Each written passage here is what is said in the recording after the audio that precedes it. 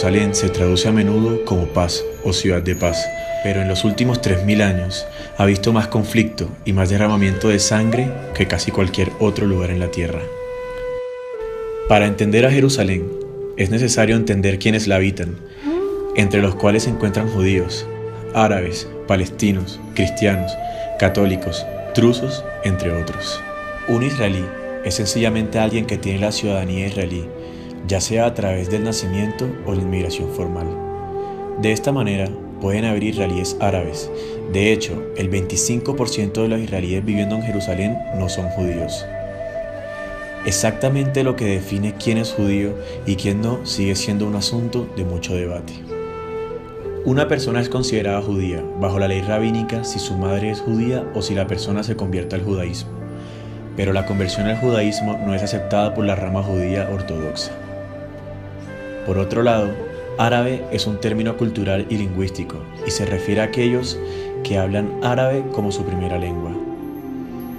La mayoría de los árabes son musulmanes, pero hay millones de árabes que son cristianos y miles que son judíos. Finalmente, las personas que se identifican como palestinos son culturalmente y lingüísticamente árabes y religiosamente musulmanes o cristianos. Los palestinos cristianos son católicos, ortodoxos o de diversas denominaciones protestantes. De esta manera, una persona puede ser israelí por nacionalidad, árabe por los lazos históricos y cristiano por religión, todo al mismo tiempo. Jerusalén fue la capital del reino judío establecida por el rey David hace 3000 años. Su hijo, el rey Salomón, construyó el primer templo en el lugar donde, según la tradición, Abraham se había preparado para el sacrificio de Isaac 1000 años antes. Los babilonios destruyeron el templo y exiliaron a los judíos, pero estos regresaron rápidamente. El segundo templo fue construido después de la caída de los babilonios y finalmente fue destruido por los romanos. Pero aquí tampoco cesó la conexión judía con Jerusalén. En los 2000 años que siguieron, los imperios vinieron y se fueron, conquistaron y ocuparon Jerusalén, pero nunca la convirtieron en su capital. Mientras tanto, los judíos seguían regresando a Jerusalén. Para los judíos, Jerusalén está en el corazón de su fe. Es la tierra prometida por Dios a Abraham y a su descendencia. La conexión de los cristianos con Jerusalén comienza a partir del primer siglo, como la ciudad donde Jesús fue crucificado, resucitado y ascendido al cielo. También fue donde ocurrió el acontecimiento de Pentecostés. Luego de la construcción del segundo templo, el emperador Constantino reclamó la ciudad como cristiana en el siglo IV, construyó la iglesia del Santo Sepulcro y lo convirtió en un centro de peregrinación cristiana. Ya para el siglo VII, la ciudad había caído bajo dominio musulmán. La cúpula de la roca fue construida sobre la roca desde la cual se decía que Muhammad había ascendido al cielo. Luego, en el año 1095, el Papa Urbano II exigió la conquista de Jerusalén y la liberación de la iglesia del Santo Sepulcro de los musulmanes. Este grito de alzamiento lanzó las cruzadas, las cuales dieron 2 siglos de violencia en el nombre del cristianismo. De regreso bajo el dominio musulmán de 1517 a 1917, Jerusalén se convirtió en la tercera ciudad más sagrada para el Islam. Para los judíos, esto es importante porque significa que Jerusalén no es tan sagrada para los musulmanes como sí lo es para ellos. Y en efecto, los musulmanes no oran en dirección a Jerusalén, sino en dirección a la Meca. Tampoco la palabra Jerusalén es mencionada en el Corán, mientras sí es mencionada 669 veces en la Biblia hebrea. Hoy Jerusalén está compuesta por la ciudad moderna y la ciudad vieja. Para los judíos, la ciudad vieja es la ubicación del monte del templo y del muro de los lamentos. Para los cristianos, en la ciudad vieja se encuentra la iglesia del Santo Sepulcro y para los musulmanes se encuentra la cúpula de la roca y la mezquita de Al-Aqsa. El muro occidental, o muro de los lamentos, es venerado por la mayoría de los judíos religiosos que creen que es un remanente de la pared antigua que rodeó el segundo patio judío del templo y el área pública más cercana al lugar santísimo. Algunos judíos religiosos creen que un tercer templo será reconstruido en Jerusalén después de que venga el Mesías, pero curiosamente, sobre las ruinas del templo judío es que está construida la cúpula de la roca y la mezquita de Al-Aqsa, lo cual significa que el cumplimiento de la profecía necesariamente desencadenaría una guerra de magnitudes cósmicas.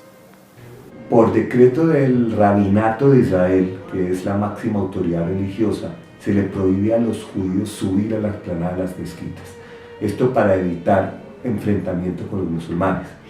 Sin embargo, hay grupos extremistas judíos que de alguna forma u otra a veces han tratado de subir a las mezquitas a rezar, lo cual está prohibido por la ley en Israel, y eso ha generado conflicto.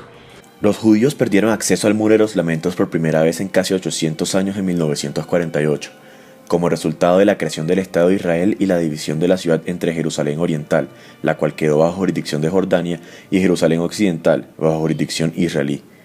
Las Naciones Unidas ofrecieron 2 estados. Ellos dijeron un estado para los judíos, uno para los árabes, y Jerusalén iba a ser una ciudad internacional.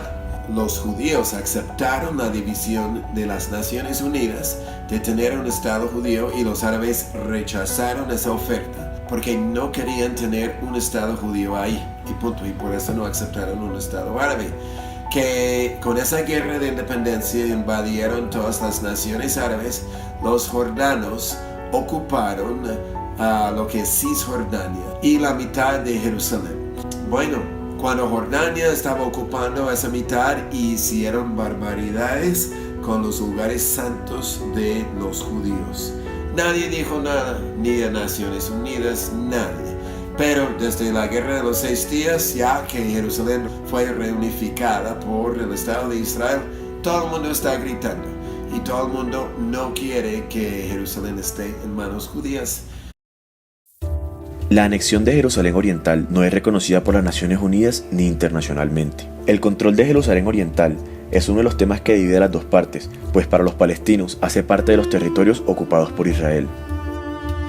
Los asentamientos que algunos colonos judíos empezaron a construir, en la mayoría de los casos fueron territorios que o compraron de los árabes o no pertenecían a nadie en particular. Y en Jerusalén también compraron territorios de los árabes. Están rodeando Jerusalén, que fue anexado, con construcciones y barrios judíos. Es un tema complicado.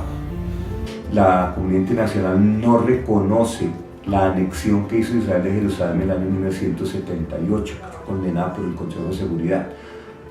Por lo tanto, la situación jurídica de Jerusalén es compleja, pero pues, la situación en el terreno pues, es una ciudad, como digo, controlada por Israel, pero con mucha apertura y tolerancia religiosa. Sin embargo, habría que esperar que algún día se solucione el conflicto palestino-israelí y Jerusalén pase a ser lo que es, la capital de ambos estados.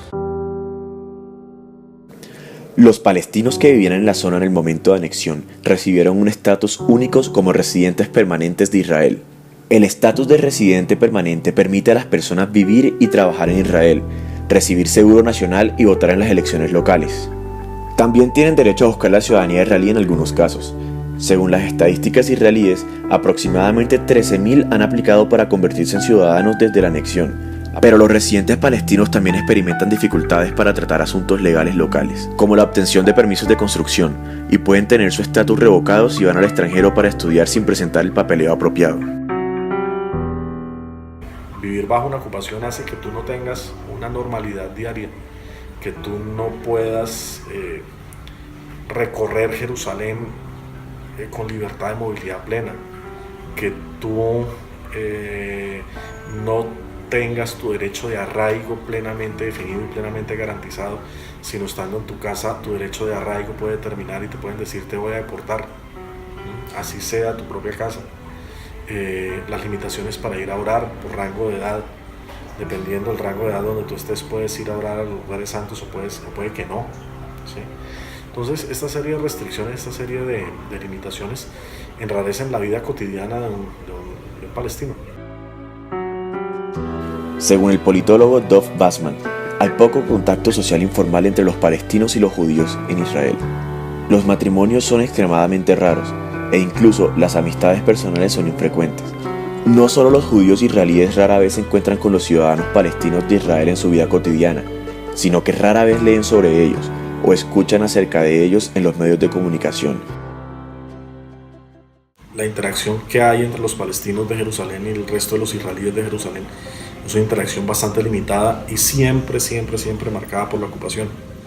Esto posiblemente favorece que dependiendo del momento del año, dependiendo de las presiones que haga la ocupación, pues no existen respuestas dentro de los palestinos que viven en Jerusalén. Esto fue muy visible el año pasado, por ejemplo.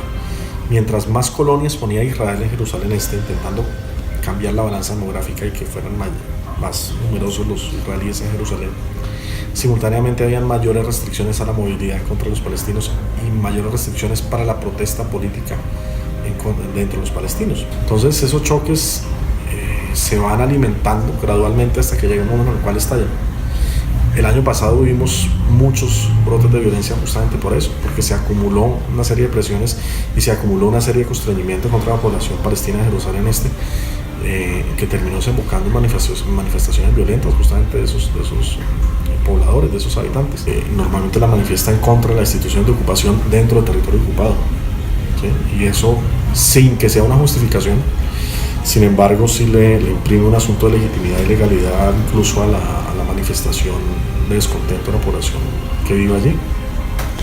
Los ataques terroristas palestinos en Israel han causado la muerte de cientos de civiles israelíes. Grupos como Hezbollah y Hamas han pedido la destrucción de Israel y muchos se consideran involucrados en la Guerra Santa contra Israel.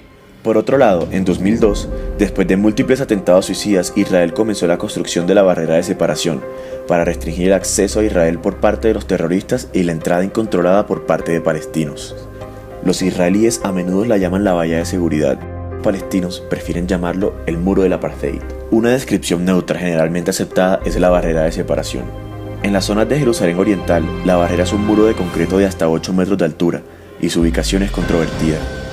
En primer lugar, porque no siempre sigue la línea verde pactada en 1967, sino que se extiende hasta el territorio de Cisjordania para rodear los asentamientos israelíes. Según un método para analizar y proponer soluciones para las disputas de límites y soberanía llamado proceso analítico jerárquico, se puede afirmar que el conflicto palestino-israelí cuenta con todos los elementos que hacen que los conflictos sean particularmente intensos. Estos elementos son conflicto étnico, violencia reciente, animosidad histórica, debilidad de los gobiernos reclamantes e intervención de terceros.